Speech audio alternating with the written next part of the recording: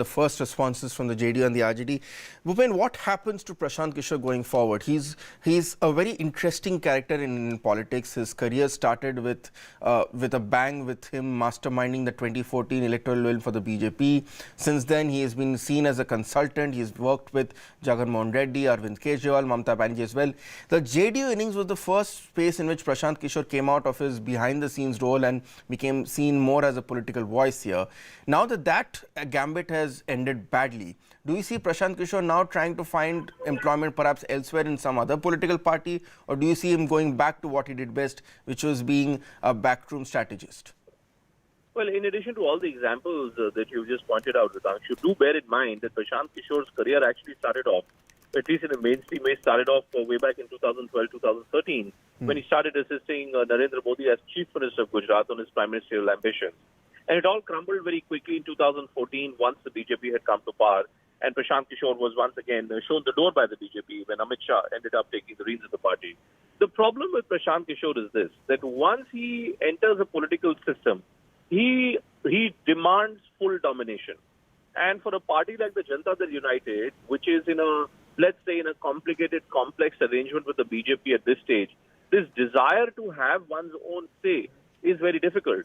He'd made things very, very difficult and complicated for Nitish Kumar because there were these murmurs of dissent and discontent which were coming in from various quarters within the BJP as well, both in Bihar as well as at the center, whether Nitish Kumar was playing some kind of a clever double game, whether Prashant Kishor's utterances, which were very interestingly, coincidentally timed with Pavan Varma's utterances, whether these utterances were just individual utterances or were these utterances being given in public domain to give some kind of a message to the BJP.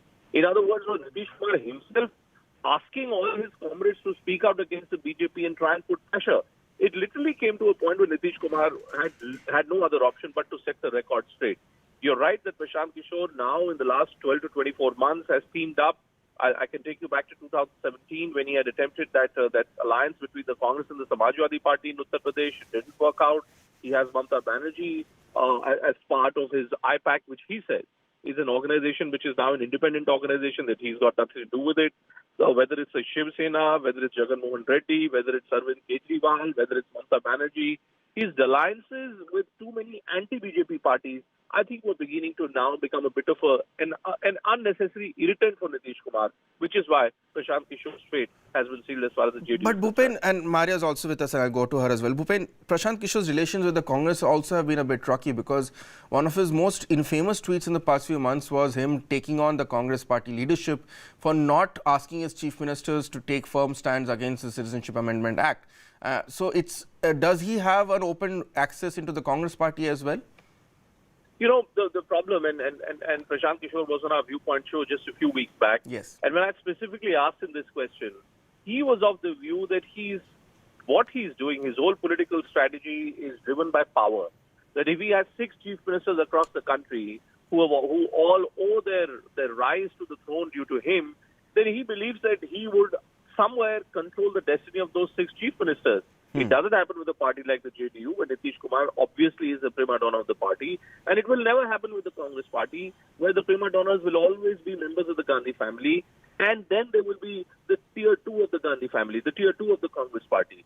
Prashant Kishor's problem, I think, is this, that when it comes to political parties, which are individual-oriented parties, as long as on the right side of that individual, whether it's a Jagan Reddy in Andhra Pradesh or it's a Nitish Kumar in Bihar.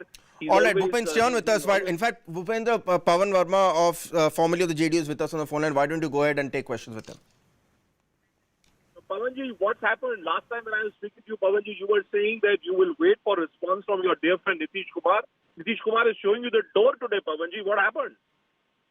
I'm afraid communication of expulsion. I awaited and I will give a befitting reply. As far as the situation for which I am allegedly expelled, I had seeking identical clarity on where the and what direction is taking in view of the party's own ideology, party and Mr. Nitish Kumar's own view. I have not received a reply to the letter. I had expected democratically sent party's support to CAA. I don't No, then do I understand? But Pavanji, then do I understand what you're describing is democratic dissent? Do I understand that you're saying that Nitish Kumar is a dictator today? Is that what you're alleging today? That he's unwilling to look at any kind of dissent, sir?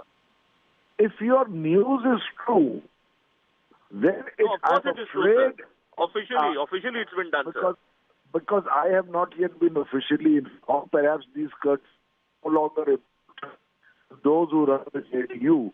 However, if it is all I feel saddened is that a party from the socialist movement, which values party democracy, which values opinion, especially when it is in the interest of the party itself.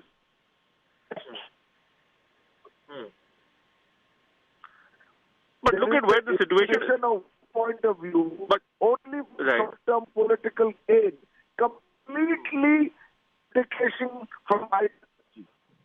But, Pavanji, what has happened, sir? The JDU's official spokesperson, Ajay Alok, is now describing you as a virus. The sentiment being expressed is that Pavan Varma's existence in the JDU was a virus, and that virus has been dealt with, Pavanji. What kind of words are these being used to describe you, sir? Actually, I take little cognizance of a person, what was his, you said, Ajay Alok. He's of no consequence. And the use of such language by him makes little, because that is exactly what he is capable of. He's in the hierarchy. He was even removed as. So I'm been with the likes of. I am in dialogue directly with the president. But sir, don't you think, Pavanji, that what is happening is, what you keep saying that I'm waiting for an official response from Nitish Kumar. Nitish Kumar's official response is that he's campaigning in Delhi both with Amit Shah and JP Nadda, and he's asking you and Prashant Kishor to leave the party. It obviously means that you have read Nitish Kumar wrong. Nitish Kumar's heart is with the BJP, his heart is with the CAA, and maybe Pavan Varma does not know Nitish Kumar today. Is that the way to look at the situation, sir? Perhaps you know him better, but I know in what Mr. Nitish Kumar actually believes and what he does in public. And what he is in pursuing an alliance with the BJP and further expanding it is not ideology but political interest for short-term political gain, which I wrong for the party, which itself is foundational idea.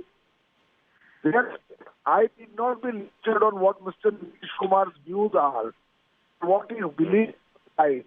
Please take it from 2013 to 2017, where the same Nitish Kumar, who will stand the same plank with Amit Shah, or to in Delhi's election, called the Prime Minister Modi Hitler and the BJP fascist.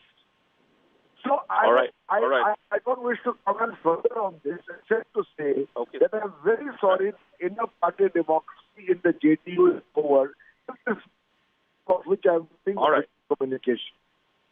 Okay, Pavanji, thank you very much. It's turned out to be a bad day for you, Pavanji, but my best wishes with you always. Well, Ritangshu, you're seeing how Pavan Varma is obviously feeling hurt, emotionally hurt.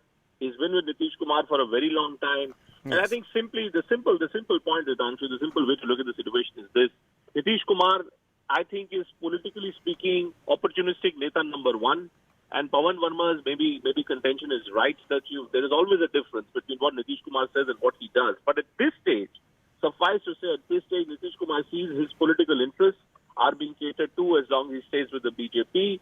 Therefore, he had to set the record straight, and that's what he's done today. Well, it's been quite a roller coaster ride, Bhupen, hasn't it been, for Nitish Kumar and the JDU for the past 5 years? The latest twist coming in the form of the party's main Delhi face, Pavan Varma, and its chief strategist being thrown out of the party. What does this mean for Nitish Kumar and his alliance with the BJP? That remains the big question.